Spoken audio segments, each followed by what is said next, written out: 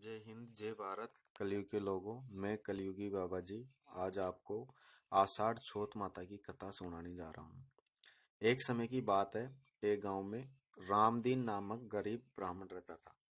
वह अपने घर का गुजारा जंगल से लकड़ी काटकर शहर में बेचकर करता था और इसी प्रकार उसका आधा जीवन गुजर गया। लेकिन उनके घर कोई संतान नहीं थी और घर भी गरीब था, तो कोई डॉक्टरी इलाज भी नहीं करवा सकते थे। एक दिन रामदीन के परिवार को पड़ोसियों ने खाने पर बुलाया, तो दोनों उनके घर भोजन करने के लिए पहुंच गए। वहां जाने पर उनसे पूछा कि आज आप ब्राह्मण दंपति को भोजन क्यों करा रहे हैं। तो पड़ोसी ने बताया कि आज बैसाख की चौथ है और मैंने इसका व्रत किया है, तो इस वजह से मैं आपको भोजन करा रही हूँ। ऐसा गरीब दंपति को भोजन कराने से छोट गणेश खुश होते हैं और मनवांछित फल देते हैं। और आज छोट माता की कृपा से हमारे घर में सब कुछ है। तो ब्राह्मणी ने उत्सुकतावश पूछा कि क्या इसका फल सबको मिलता है। तो उन्होंने कहा कि हाँ, छोट माता सबका भला करने वाली माता है। जो श्रद्धा से बिना कोई कपट रखे माता जी का व्रत करता है, उसकी मनोकामना पूर्ण होती है। तब ब्राह्मणी ने व्रत की सारी प्रक्रिया समझ ली और माता से मन ही मन प्रार्थना की कि हे माँ, मुझे भी आपका व्रत करने की शक्ति दे और हमारे घर में भी सुख प्रदान करे।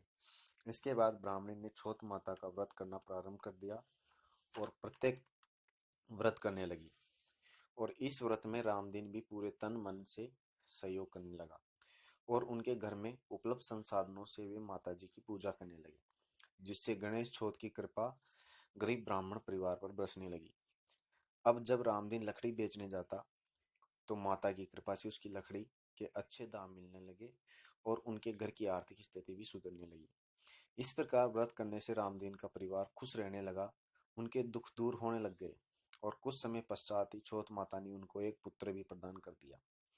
इससे रामदीन इतना खुश हुआ कि उन्होंने माता के साक्षात दर्शन करने के लिए ब्राह्मणी से कहा, तो वह भी तुरंत ही तैयार हो गई और उन्होंने शुभ दिन देखकर छोट माता की यात्रा पर निकल गए, अपने पुत्र सहित निकल गए और उन्होंने माता जी के दर्शन किए। दर्शन के समय उन्हें ऐसा लगा कि उन्हें माता निहार रही है और कह रही है कि अब तुम्हारे बुरे दिन खत्म हो गए हैं। फिर माता का आशीर्वाद लेकर रामदीन अपने घर लौट आया और माता का व्रत और पूजा भी लगन से करने लगे। आज उनका परिवार सुदृढ़ है और वे भी अब गरीब लोगों के भोजन करने में कराने लग गए। इससे अनेक परिवार सुखी हो गए। इस प्रकार जो व्यक्ति छठ माता का व्रत पूर्ण श्रद्धा और विश्वास के साथ बिना दिखावा करके करता है, उस पर माता जी की कृपा अवश्य बरसती है। जय हो, जय छठ भवानी। जय हिंद।